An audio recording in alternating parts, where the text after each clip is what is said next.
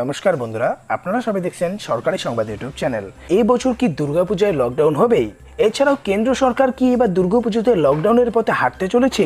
এছাড়াও যদি দুর্গাপূজা হয়ে থাকে তাহলে আমাদের রাজ্যের জন্য কি কি নতুন বিধিনিষেধ জারি করলো কেন্দ্র সরকার? সমস্ত প্রশ্নের উত্তরই আমরা পেতে চলেছি। এরই সাথে আপনাকে বলে দেই, আজকে কিন্তু নবান্নে আমাদের রাজ্যের মুখ্যমন্ত্রী একটি মিটিং করে, সেই মিটিংয়ের পরে কিন্তু রাজ্যের সরকারি আধিকারিকরা একটি নোটিশ দেয়। সেই নোটিশে বলা হয়েছে যে কি হতে চলেছে আমাদের রাজ্যের এই পুজোর মধ্যে।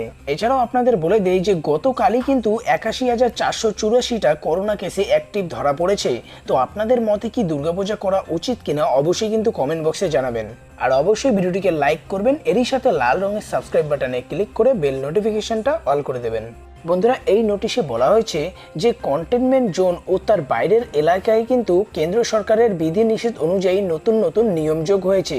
বন্ধুরা, কেন্দ্র সরকারের নতুন নিয়ম অনুযায়ী আগামী 31শে অক্টোবর পর্যন্ত কন্টেনমেন্ট জোনগুলোতে সম্পূর্ণ লকডাউন রাখতে হবে।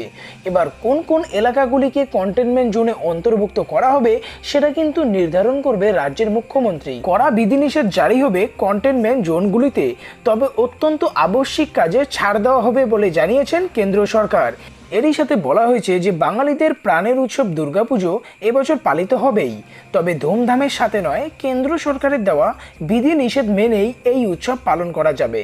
তবে এবছরের দুর্গাপুজোয় জাঁকজমক, ভিড় ও করোনা সংবলিত বিধিনিষেধ লঙ্ঘন করা যাবে না বলে জানিয়েছে রাজ্য সরকার। এবার বন্ধুরা, কথা হচ্ছে নতুন করে কোন কোন জায়গাকে কন্টেনমেন্ট জোনে রাখা হবে আর সেই সব জায়গায় কি দুর্গাপূজা পালন করা যাবে কিনা, এই বিষয়ে রাজ্য সরকার কি সিদ্ধান্ত নেবে সেটাই জানার।